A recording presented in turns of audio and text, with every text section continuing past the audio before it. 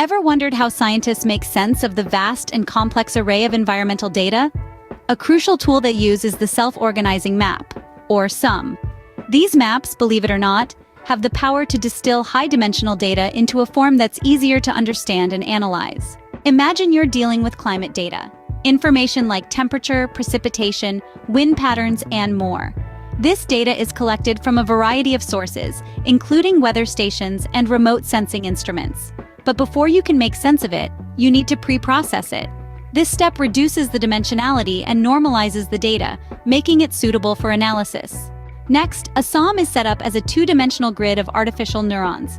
Each neuron has a weight vector that corresponds to a location on the grid. Then comes the training process. This is where the SOM learns to map the complex climate data onto the two-dimensional grid.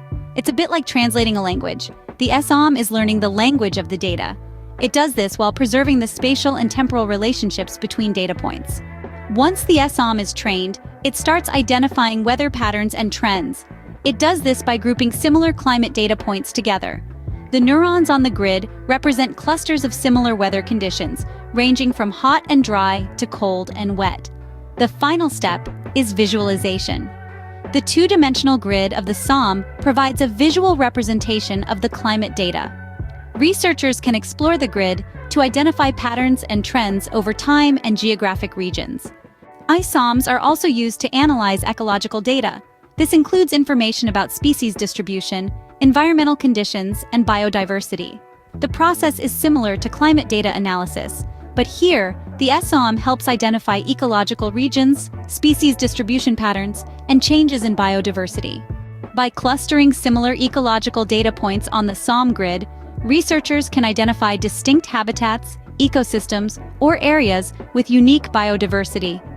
The SOM also helps in identifying species distribution patterns by associating species occurrence data with specific neurons on the grid. This can provide insights into the habitats and conditions preferred by different species. Moreover, the SOM can be used to monitor changes in biodiversity over time. By analyzing the distribution of species and ecological conditions on the SOM grid, researchers can track shifts in biodiversity due to factors like climate change or human impact. In essence, self-organizing maps are powerful tools in environmental sciences. They help to analyze and visualize complex data, identify weather patterns and trends, and assist in understanding ecological regions, species distribution patterns, and changes in biodiversity. So, the next time you hear about a new discovery in environmental science, remember, there's a good chance a SOM helped make it possible.